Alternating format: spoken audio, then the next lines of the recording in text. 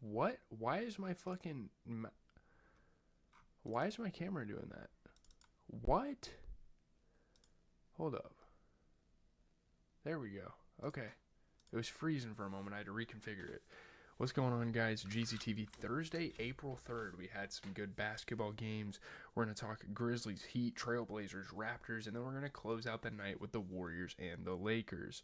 I know a lot of people are going to be talking about that Warriors-Lakers game because, man, that did wonders for the Warriors season. Oh, well, like, just seeding-wise, they're right there with the Lakers. It's going to be a crazy playoff push the last, 5 games.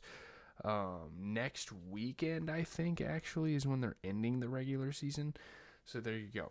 We're going to get into it, though. Grizzlies Heat, honestly, the main event of the night. But that's cool. Obviously, the game that most people want me to talk about is the Lakers Warriors. But let's get into this first. Grizzlies Heat. Ja Morant beats the buzzer for a game winner and lifts the Grizzlies past the Heat by 2. Really clutch basketball player. Of course, we've known Ja Morant to do this. Nice 12-foot jumper in the lane as time expired. That's amazing. Thomas Aselo got his first victory with the team, so that's awesome. It's going to be really interesting kind of to see developments with this team for the rest of the season, as he's kind of getting used to it. I mean, he knew what he was doing. He was on the coaching staff, and they hired a new coaching staff. So, calling game, awesome. Shout out to Ja Morant, celebrating with his father. People are complaining about the guns. And to an extent, it's like, yeah, maybe that's not good for the league. You have kids watching the programs, but this was a really good game. I was really entertained with it. Kel'el Ware, we know he's going to be a lob threat. He's extremely athletic. He was causing some problems, but man, Ja Morant, over defender after defender, just hitting tough shots all game. And even Scottie Pippen Jr. coming off the bench as the depth at the guard position is really showing with this team, and he was getting it done. So yeah, man, I mean, it was really the Ja Morant show, though. 30 points off of 50% shooting for the Grizzlies. It's really all they needed to win this basketball game. You get to the Miami Heat, you get 26 points for Bam Adebayo, who shot 50% from 3. I'm not really sure where Andrew Wiggins has been all this time.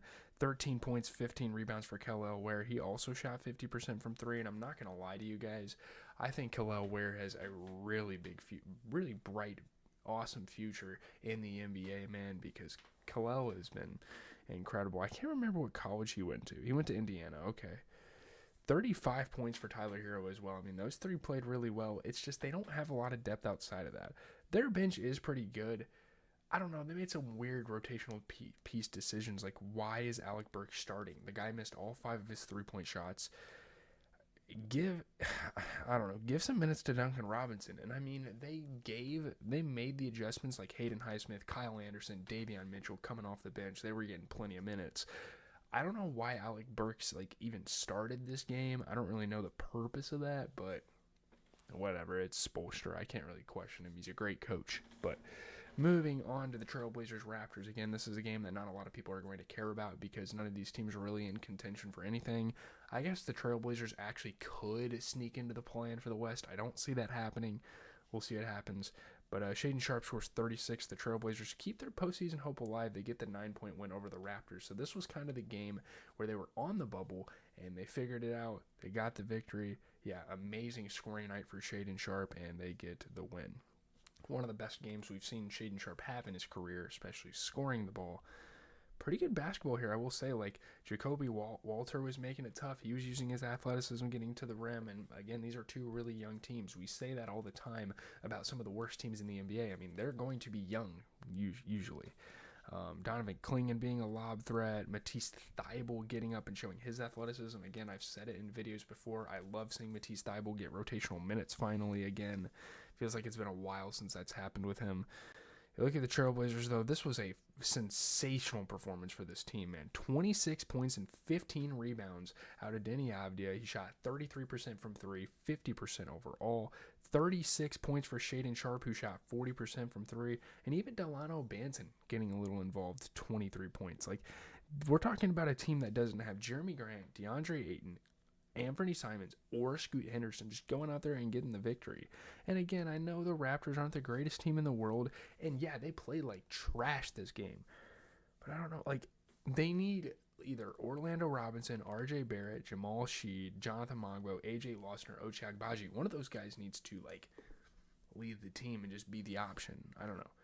And man, Scotty Barnes, what a terrible performance for him. One of the worst performances I've seen him have. Missed both of his threes, shot 25%. And sure, he's a good playmaker, like he can move the ball around. But where is the scoring at? I mean, give some minutes to Jamison Battle. Give some minutes to AJ Lawson. Give some minutes to Ochai Agbaji over this guy. I mean, what the hell are they doing? They made some adjustments, like Jonathan Mogbo is getting plenty of minutes coming off the bench, but holy cow, dude. What a shitter performance for Scotty Barnes. It's hard to win when your star player is doing that. Like, seriously. As we are going to move into the Warriors and the Lakers, which will close out the night. Stephen Curry scores 37 points. The Warriors beat the Lakers by 7. This is a potential first-round playoff preview, and this would be one of the more legendary, one of the more iconic, marquee first-round playoff matchups we've gotten in a very long time. Man, Steph Curry and Brandon Pajemski, though, absolute buckets out there. This is their 4th win in a row, and again, these two could possibly cross paths in the playoffs as early as the 3rd round, so it was fun to watch this. Steph Curry put on a scoring clinic as hitting tough shots. Just an amazing offensive player. He's been showing this for pretty much his whole career. Draymond Green, I'm not a huge Draymond Green fan, but man, down the stretch, playing good defense on a guy like Luka Doncic and getting the win for this team. 3 after 3, man, this shit was looking like the All-Star game, which it makes for very entertaining basketball, and for it to be in a regular season setting, I love that. Austin Reeves was trying to give the Lakers life, hitting threes and whatnot, but Warriors get the job done at the end of the day. 37 points for Steph Curry. An absolutely incredible performance. Like, I don't expect Brandon Pajemski to do this all the time, but 28 points off of 80% three-point shooting is unheard of. That's ridiculous, dude. It really fucking is. You look at the Lakers, you get 24 points out of Rui Hachimura, who shot 50% from 3, 60% overall. LeBron James put up 33 points. He shot 67%. 31 points for Austin Reeves, who shot 50%. Jackson Hayes, man. I mean, he's going to be a problem in the playoffs, and he's a problem right now, man. I mean, come on. Like, he is not the big man this team needs. Like, obviously, they have Dorian Finney-Smith. They have Jared Vanderbilt. They have Gabe Vincent off the bench. Solid pieces, and to an extent, Gabe Vincent and Dorian Finney-Smith were definitely getting more minutes over him, and they made that adjustment. But man, Jared Vanderbilt, honestly, just give the man more minutes. I don't know.